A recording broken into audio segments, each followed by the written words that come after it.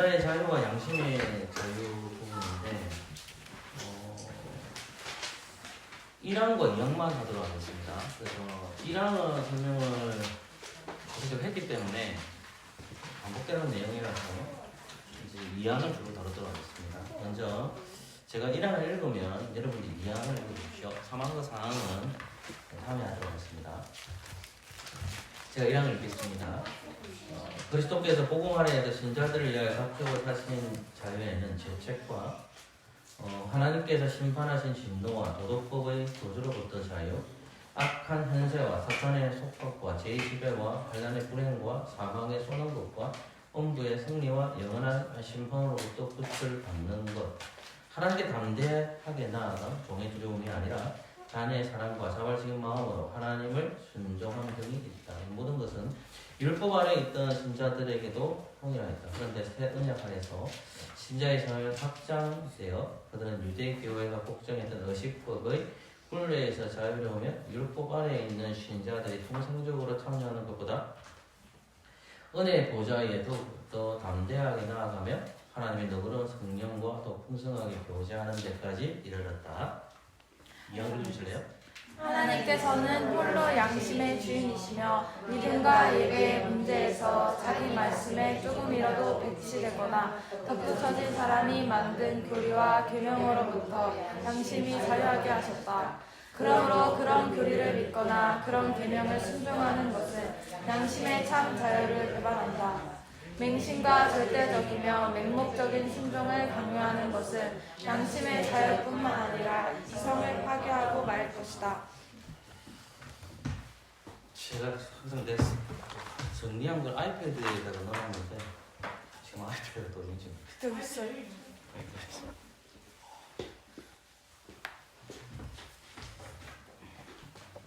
죄송합니다.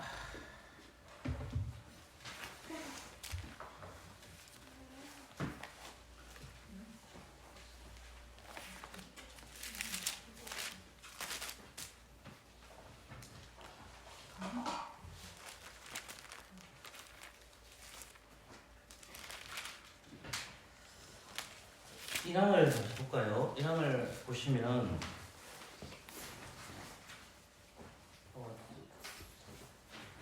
먼저 오늘 설교를 내가 조금 한 2분 정도 요약을 해드리면 그 예수님께서 근세자로 오셨다는 거거든요. 근데 하나님 아버지께서 이 땅의 교회죠, 이스라엘이죠.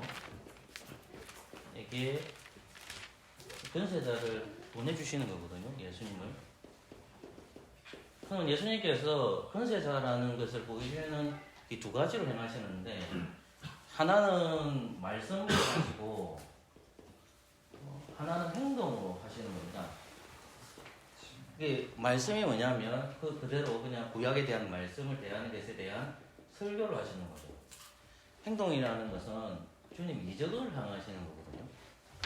그러니까 예수님께서 자기가 권세자라는 것을 가르쳐 주는데, 이 권세라는 것이 뭐냐면, 조금 들어가면 예수님은 이 권세라는 것이 하나님으로부터 부여를 받았기 때문에 죄의 문제에 대한 겁니다. 근데 이제 이쪽 반대편에 있는 것은 우리가 지금 이스라엘 백성들이 로마의 지배에 있단 말입니다. 로마의 지배예요. 그러니까 당연히 로마의 지배에 있으니까 그때의 말씀을 가르치는 사람들이 두 부류가 있는데, 말씀을 가르치는 두 부류가 하나는 바리새인이고 하나는 뭐죠? 사두개인입니다. 이 지도자들이에요. 그러니까 바리새인과 사두개인들이 이제 공통점이 뭐냐면, 결국은 그들이 소망하는 것이, 물론 바리새인 더 강하지만은 정치적 해방이에요. 정치적 해방. 그러니까 정치적 해방은 누구로부터 벗어나는 거예요? 로마로서의 해방이죠. 그러니까 예수님은 로마에서 해방을 하기 위해서 하나님께서 보내주신 게 아니에요. 그러니까 그들은 지금 당시 현실 문제죠. 이 신앙 문제는 현실은 아니잖아요. 현실에 있어서는 이게 뭔지 해결해야 되는데, 예수님은 이 문제를 해결하는 것이 아니라 이 문제를 해결해 왔다는 거죠. 누가? 아버지께서 그렇게 하셨기 때문에 죄의 문제를 해결해야 돼요. 그러면 죄의 문제를 해결하는 게 이쪽이 크냐 이쪽이 크냐 했을 때에 여기가 크죠. 근데 우리가 쉽게 생각할 때에 이쪽으로 가죠. 왜? 현실 문제니까요. 현실 문제잖아요. 그러니까 근세자라고 했었을 때 제 문제를 해결하기 위해서 주님이 오셨다는 거죠. 그러니까 주님께서 내가 근세자야 하면서 두 아들의 비유를 하시고 포도원 비유를 하는 거예요. 그리고 마지막 결론에 가면 뭐가 딱 나오냐면 모퉁이 돌이 나와요. 이 참 연결이 되어 있더라고요. 모퉁이 돌. 자, 우리가 어떤 건물을 지기 위해서는 반드시 뭐가 합니까? 반석이 필요하잖아요. 기초돌이 필요하잖아요. 그러니까 주님이 이 모퉁이 돌이 오셨는데 이 모퉁이 돌을 이들이 어떻게 합니까? 이 모퉁이 돌을 영접했습니까? 버렸습니까? 버렸죠. 그러면 이 모퉁이 돌을 영접한 자들은 누구죠? 세리와 창기라는 거예요. 본문상으로 보면. 이해되겠습니까? 죄인은 영접하는 거예요. 내가 죄인이 아닌 사람은 버려요. 그런데 그러면 이 모퉁이 돌이신 그리스도께서 이제 하늘로 올라가셨죠. 그죠? 이제 이 땅에 우리 고향 요즘 너무 많아요. 제가 예배당 오면 저 건물이 부서져가지고 그게 아주 아지트인데 우리 예배당 왔다 갔다 해요. 근데 우리 집에 있는 고향 연탄에 너무 많이 담아가지고 내가 더 싫어하거든요. 계속 쫓아내는데도 계속 와요. 어쨌든 이 연결해야 되는데 하나님 모퉁이 돌이 하늘로 올라가 버렸죠. 그죠? 그럼 믿음의 반석이 누구면 교회죠. 그죠? 그러면 직분자를 통해서 끊임없이 그리스도가 오실 때까지 무엇을 전해야 되냐면 설교 강단에서 그리스도를 가르쳐야 하는 거예요. 그 가르치는 것이 그리스도를 설교하는 것이 뭐냐면 영적으로 뭐냐면 이걸 돌이라고 얘기하는 거예요. 상징적으로 얘기할 때. 그러니까 제가 여러분들 설교할 강단에서 돌을 던지는 거예요. 그 돌을 맞았어야 돼요. 근데 그걸 피하면 어떻게 되냐면 나의 죄에 대해서 돌이키지를 않습니다. 돌을 맞고 말씀을 맞고 내가 부서져야 돼요. 내가 산산조각 나야 돼요. 그 말씀 속에서. 그걸 얘기한 거니까 결국은 생명에 이르는 회개는 말씀을 통해서 이루어진다. 들음을 통해서 이루어진다는 것이 오늘 설교의 핵심 포인트입니다. 근데 이제 20장에서 기독교 신자와 양심의 자유라는 부분이 나오거든요. 1항을 잘 보면 이 1항 안에서 이제 그리스도를 통해서 우리가 모든 면에서 뭐가 됐다는 말일까요? 한마디로 말해서 자유하게 됐다는 거예요. 그리스도 안에서 나의 모든 문제가 자유함을 누리게 된다는 거예요. 그게 설명이에요, 지금. 율법은 끊임없이 우리를 뭐라고 얘기합니까? 죄인이라고 얘기하거든. 우리는 죄인이라고 얘기하는 거예요. 로마서 3장으로 가십시오.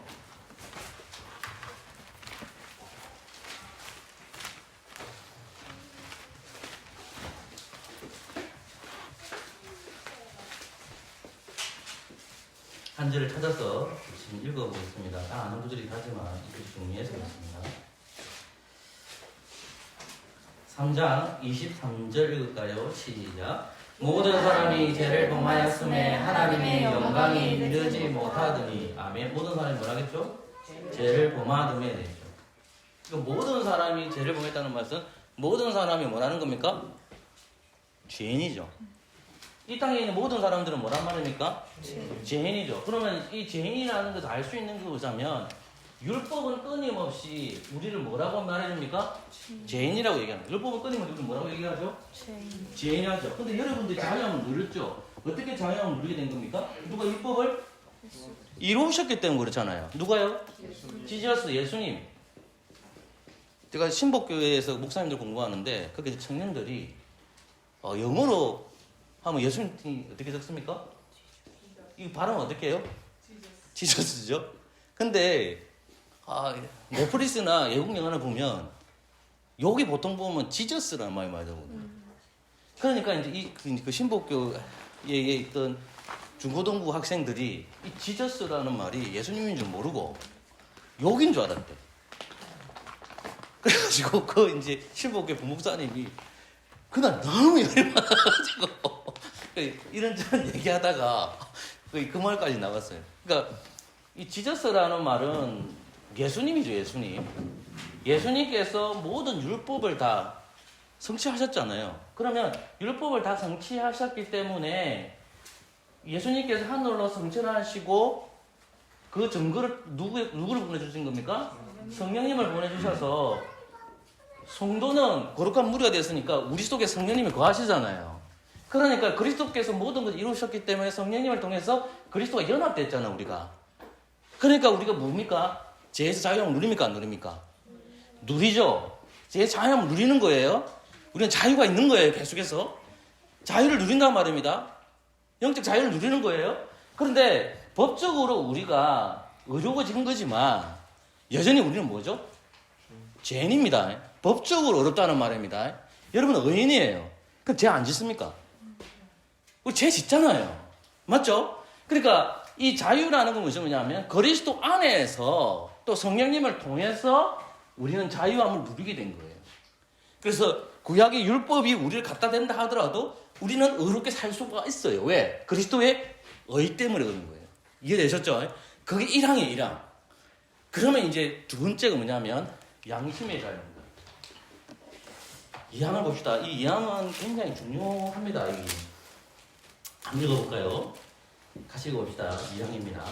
시작. 하나님께서는 홀로 양심의 주인이시며 믿음과 예배의 문제에서 자기 말씀에 조금이라도 배치되거나 덧붙여진 사람이 만든 교리와 계명으로부터 양심이 자유하게 하셨다. 그러므로 그런 교리를 믿거나 그런 계명을 순종하는 것은 양심의 참 자유를 배반한다.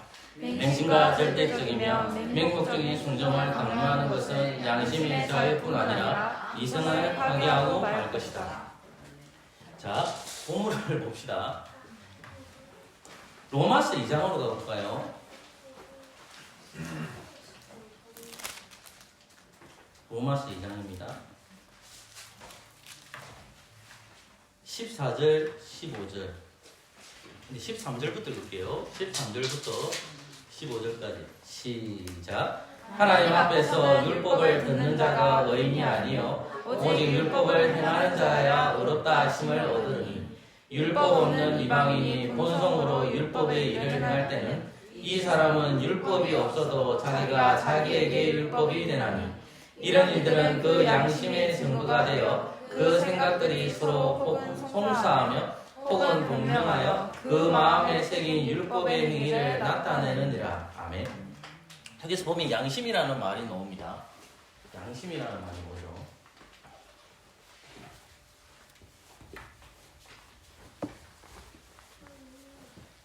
이 양심이 왜 중요하냐면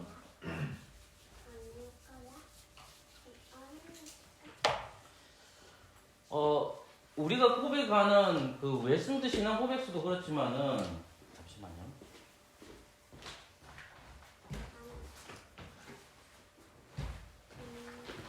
이 부분을 제가 한번 읽어드릴게요. 나는 것을.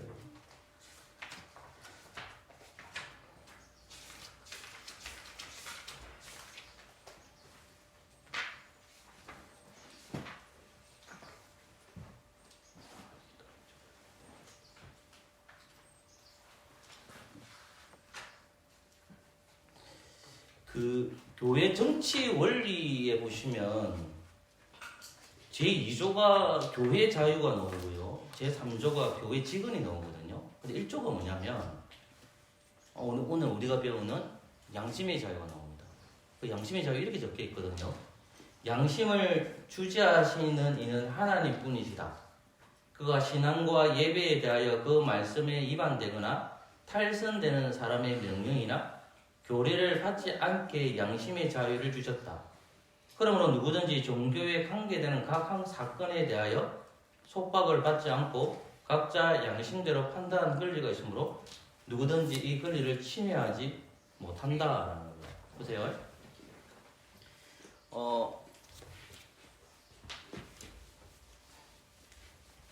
제가 이 항은 그 성경 구조가 관련된 거 내가 다음 주에 설명해 드릴게요. 그러면 우리가 지금 사는 시대가 21세기지 않습니까? 그죠? 우리가 고백하는 웨스트민스터 신앙 고백서가 17세기에 완성됐단 말입니다. 그러면 웨스트민스터 고백서도 있고 대교리 문답도 있고 소기리 문답도 있잖아요. 이렇게. 그죠? 그 다음에 17세기 다음 뭡니까? 16세기죠. 16세기 두 유명한 사람이 누굽니까? 거기? 루터와 칼빈이 나오잖아요. 그죠? 이 양심이라는 말을 누가 먼저 얘기하냐면 누가 먼저 얘기했을까요? 당연히 루터겠죠. 그러면 요 앞에 시대를 보면 보통 1000년 동안 누가 지배하죠? 로마 카톨릭은 반복되지만은 로마 교회예요. 자, 로마 교회는 피라미드 구조로 되어 있습니다.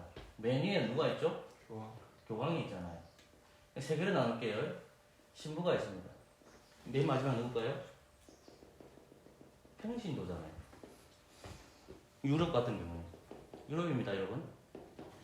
그러면 이 나라는 교황이 가지고 있는 이때 모든 권세를 다 가지고 있죠. 왕의 권력과 그리고 종교적 권위를 누가 가지고 있습니까?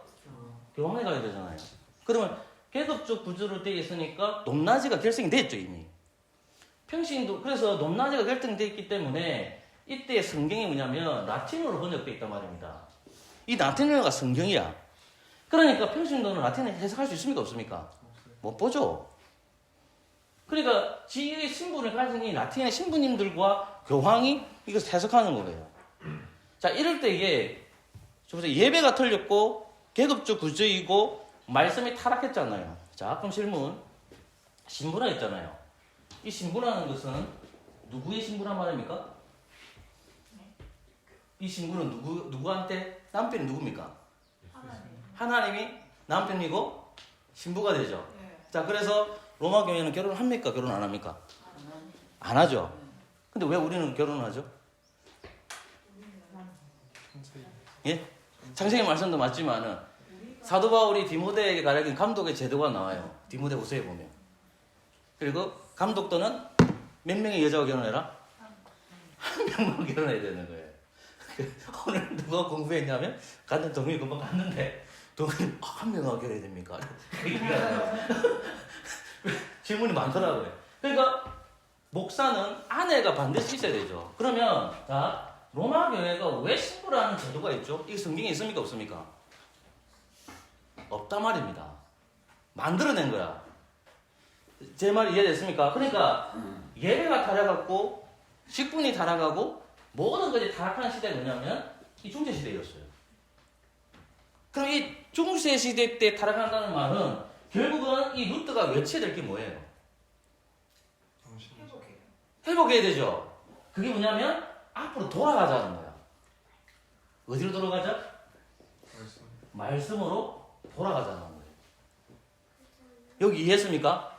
여기 이해했죠? 그러면 말씀으로 돌아가자고 했었을 때에 이 양반이 성경을 읽다가 정말 위대한 구조를 발견하는 거예요.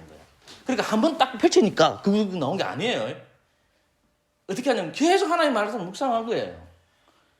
묵상하다가 이분이 로마서를 강의하고 시편을 강의하고 그런 거예요. 근데 루터는 끊임없이 루터 선생님은 끊임없이 모든 성경을 어디로 향할까요? 예수님에게 향해요. 딱 보면 예수님이 향해요.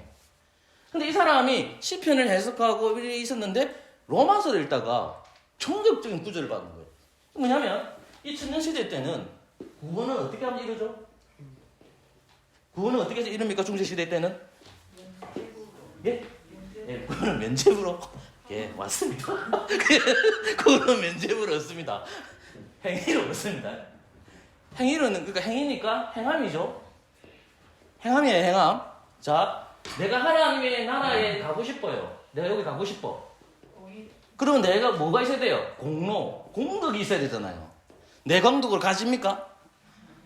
안 되잖아요. 맨날 죄지니까. 천주교인한테 물어보면 자기 구원받아 냈을 때는 행함을 강조하기 때문에 이게 약한 거예요. 이해됐습니까? 그런데 이제 루터가 뭐라, 이 구원이라는 말이 행함이 아니라는 거예요. 오직 뭐다? 믿음이 된다는 겁니다. 오직 믿음. 그게 로마서 1장 17절이에요. 보세요. 1장 17절입니다. 1장 17절 같이 한번 읽어볼까요? 시작. 복음에는 하나님의 의가 나타나서 기록된 바 오직 의인은 믿음으로 말미암아 살리라 함과 같으니라. 자 보세요. 오직 의인은 뭐로 산다? 믿음으로 산다. 있죠. 그러면 복음에는 자 17절 보세요. 복음에는 뭐 했죠? 하나님의 복음에는 뭐가 나타난다? 자 복음에는 뭐가 나타난다? 하나님의 의가 나타난다 그랬죠. 그죠? 그럼 이 복음이 뭐겠습니까? 자, 그렇죠. 그러니까 우리가 사복음서라고 하잖아요. 사복음서가 뭐예요? 마태, 마가, 누가, 요한이지. 누굴 얘기합니까? 이 복음은 다 예수님이에요. 거의 99% 맞아요. 그러니까 복음에는 하나님의 의가 나타나서 됐죠. 자, 그러면 하나님이 계시고 이 땅에 교회가 있습니다. 하나님이 이곳에 뭘 주셨죠? 복음을 주셨습니다. 이 복음의 결과로 뭐가 나타났다? 의가 나타났다는 거예요. 그럼 의가 누구인지를 찾으면 되는 거잖아요. 로마서 3장으로 가세요, 여러분. 내 생각 잘 생각해 보세요, 여러분. 로마서 3장입니다.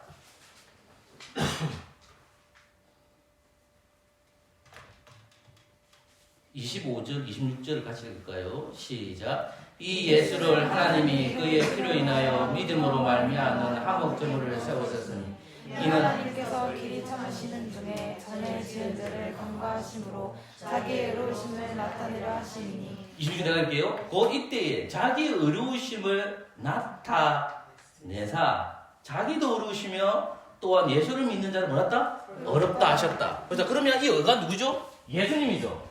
하나님이죠. 자, 여기에는 교회입니다.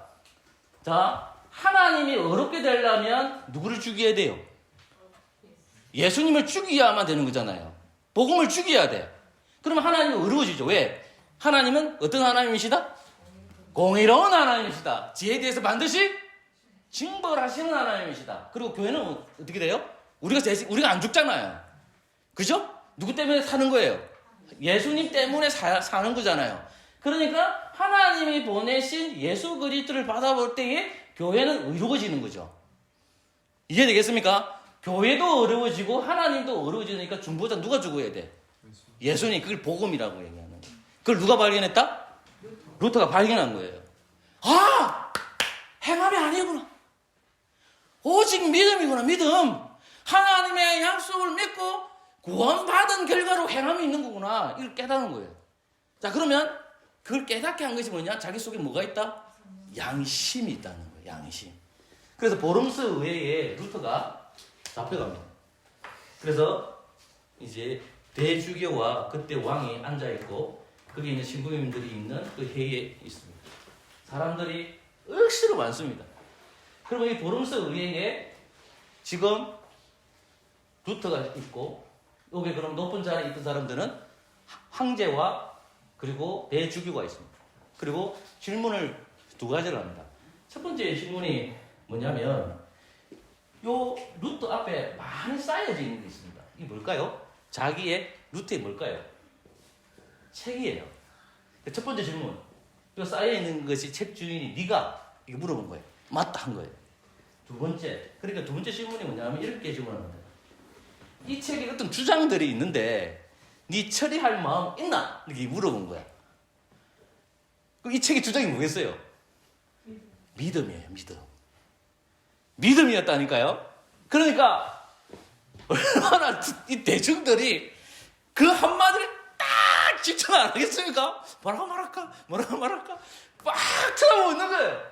그럴 때 루터가 뭐라고 했을까요? 내일 답변하겠습니다. 그래가지고 잠시 중단해요. 역사적 사실이지만. 그리고 다시 그 다음날에 와요. 질문을 다시 해요.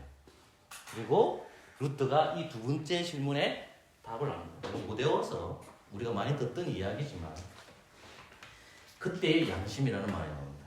제가 읽어드릴게요. 전하와 각하들에게께서 간단히 답변을 요구하십니다. 저도 그런 식으로 평이하게 있는 그대로 답변하겠습니다. 저는 교황이나 공의회만을 신뢰하지 않습니다. 그들이 종종 오류를 저지르고 자기의 모순을 일으킨다는 사실이 잘 알려져 있기 때문입니다. 그래서 이 중요한 겁니다. 이제 성경의 증거나 분명한 이성을 통해 납득할 수 없으면 저는 인용한 성경에 속박되어 있고 제 양심은 하나님의 말씀의 포로입니다. 저는 어떤 말도 취소할 수 없으며 그렇게 하지도 않을 것입니다. 양심에 어긋나는 행동은 안전하지도 옳지도 않기 때문입니다. 어쩔 수 없습니다. 여기 제가 서 있습니다. 하나님 저를 도와주소서. 아멘. 이렇게 했습니다. 그때 뭐가 나오느냐? 양심이라고 하는 거예요. 그래서 결국은 종교개혁 시대 때의 16세기의 루트가 이 양심이라는 것을 어떤 의미에서 그런지 말씀으로 돌아가자는 거였거든요. 다음 주에는 이 양심이 무엇인지 조금 더 세밀하게 살펴보겠습니다. 기도하겠습니다. 좋으신 하나님, 돌아가는 발걸음을 지켜주시고 말씀대로 살아가는 우리 되도록 성령께서 인도하여 주시옵소서. 예수 그리스도 이름으로 기도합니다. 아멘.